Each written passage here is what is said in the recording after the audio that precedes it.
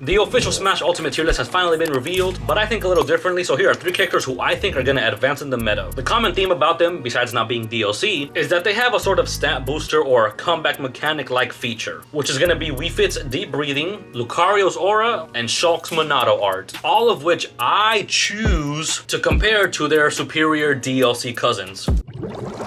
WeFit Deep Breathing is similar to Joker's Arsene, already on that BS. But what I mean by that is Joker's Arsene damage output is similar to that of WeFit under the influence of Deep Breathing. Not only does WeFit gain speed and weight, but that also helps her combos mad heavy. Obviously Joker has superior frame data, but their close quarter combat is, in my opinion, enough I think to rival each other. Maybe WeFit will never be top tier, but being able to change your stats within almost any window of a match can definitely change the battle to WeFit's favor. With that being said, I do think WeFit will get higher on the list, especially as their mains learn to utilize it and how it pairs up against their matchup charts. Plus they get healed when they use Deep Breathing, so who doesn't love that?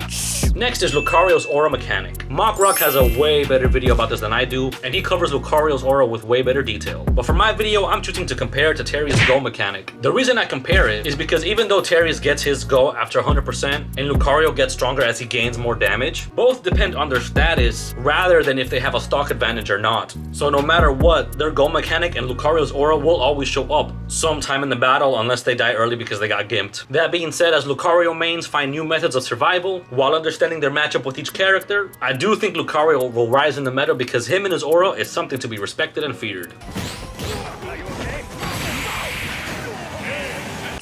Last but not least, we got Shulk's Monado art, which I'm going to compare to Sephiroth's one-wing angel form. I know it's kind of a stretch, but it's mainly because they both have long swords. And because Shulk's stat boost can also be changed for a short period of time. And the one I use for this scenario is Shulk's Smash Monado art, which makes him super light, like how unfortunately Sephiroth is as well. But with Shulk's Smash Monado art and Sephiroth's one-wing angel form, they both get an incredible boost to their damage output. Though they differ in how they obtain it, I do think Shulk will be pretty consistent on where he is in the tier list. Plus, Shulk has a pretty good counter and it's unfortunately way better than Sephiroth's once again. Still, even though I'm not a Shulk main, he is pretty prevalent since he is the lowest of the top tiers, and I think his placing along with WeFit and Lucario and their pseudo comeback mechanics will advance in the near future, possibly even before Smash 6.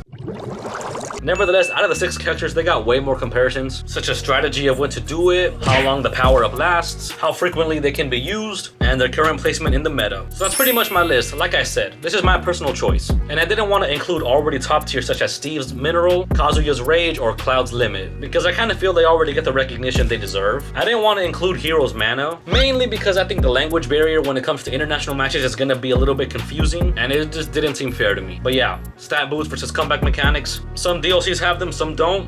What do you think?